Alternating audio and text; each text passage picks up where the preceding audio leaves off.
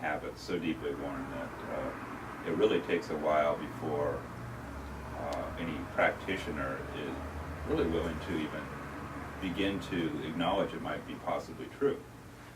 So just to back up a little bit in terms of putting more framework around what we've been talking about, when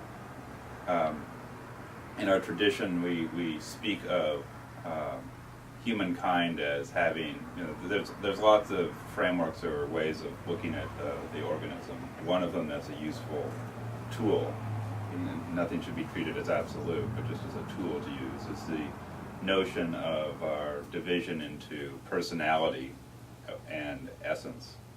And the notion of essence is that which we're born with. It's that living, spontaneous part of ourselves. It's that part as a child that feels just joy without a cause and is able to be very light and free. Whereas personality is that which is acquired in us as we grow older. That which is laid down upon us. It's the rules, it's the thoughts, it's the habitual or mechanical modes of emotional reactivities to situations, which we often take because we see this in our parents or in school kids around us. And it's a kind of a functional or as if human being, and Tayu refer to it as the android because it sort of acts like a human being, that we actually require to live in this world, in this social world. The essence, on the other hand, grows for a period of time when we're children, but as the android or the personality grows larger and larger and larger, it begins to eclipse or overshadow the growth of the essence. And this is not a bad thing. This is considered in this tradition a necessary thing. It's necessary to have the personality grow in order to provide the fuel or the food necessary for the essence to ultimately grow.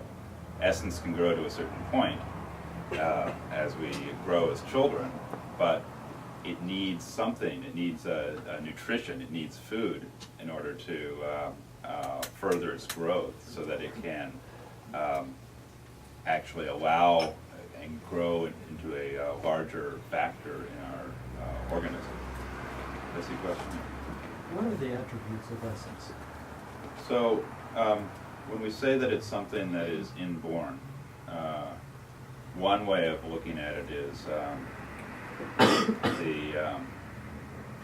at least the way I look at it is the quality, and I'll use the term quality, it's the quality of subjectivity, the ability to actually be the subject of experience, the ability to be aware is an essential quality.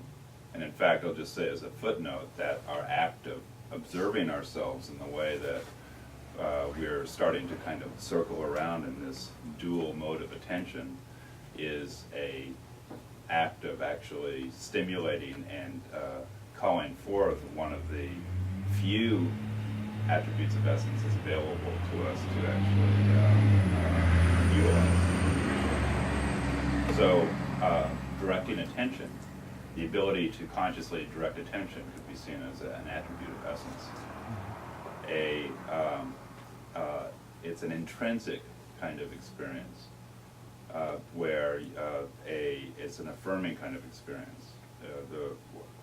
I'm speaking in metaphors here because it's sort of hard to, when we're talking about something like this, it's hard to create let's say a map, but I think of it as a radiative kind of place where there's a affirmative quality, whether it's joy, whether it's a sense of connectedness, whether it's simply a sense of spacious awareness. These are things that are attributes in ourselves that we sometimes touch upon. Often they come and they go very quickly. So in contrast, what does it mean when they go? What happens when a sense of spacious freedom and openness arises and then is suddenly pushed out of the way? So that helps gives us some insight into what we mean by the android or personality.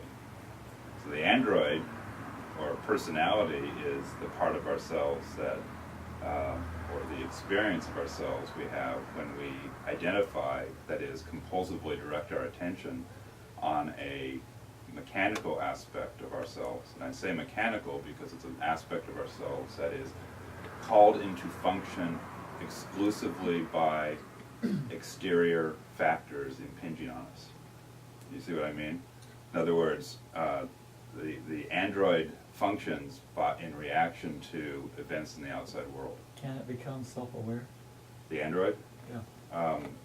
But this framework basically says no. I mean, it is not, by its nature, it is not self-aware. Self-awareness is an attribute of essence, which is often in, as I said, in eclipse, because when attention is compulsively locked onto the parts of our organism that are functioning mechanically in reaction to the outside world, and that's all that we are willing to see of ourselves, that represents mechanical consciousness, or as they've said in the fourth way, waking sleep or sleepwalking. Does that answer the question? I think so. Well, I'll add something else, if you will. The quality of the android that usually does what Stuart just described, is stops the sense of presence, or ends that, or transforms it into something else, is often associated with a particular way in which the personality or android functions, and that is through the generation or the triggering of voices in our heads. The voices in our heads that say, "What's he talking about? I don't understand this." Or mommy's voice when I go to the corner that says, "Look both ways before you cross the street." Or the voice when you pick up a particular book and you remember the teacher who read something from that book in a class. Or whatever the voice is, the internal voice that we are in the habit of thinking of as me. That's the most obvious way to see the operation of identification. The operation of identification is that voice is me. I am that voice. That is my thought. And I am that thought. So when a thought arises and we identify with it, which is accept that that is me and I am that thought, then that is the classic example of the operation of the personality or android. And when we direct our consciousness such that there is no such thought, there is no voice, or at least if a voice arises, we do not identify it as me, then there's room for the impression food to go to this other being aspect of the organism. It seems that it changes the control from the android controlling to the essence beginning to use the android in its own service. Yes. So, That's the ideal. yeah. That's the ideal, and that's you're sort of describing the beginning point and the end point in one sense of at least a stage of this process. That this is kind of a classic fourth way idea, that the personality is sort of the active element. It is in control. The essence is the passive part of ourselves that's along for the ride. And think about that for a moment. That's not just a metaphor. That's a very precise description of our interior experience. Think about the experiences we have of sort of knowing our lives could be different, but feeling ourselves sort of inexorably controlled by this persona that is dragging us along, where we feel frustrated, we find, things aren't happening in the way we expect, or we make an intention to do something and the next moment we do something differently. What'd you call it? Passive, though?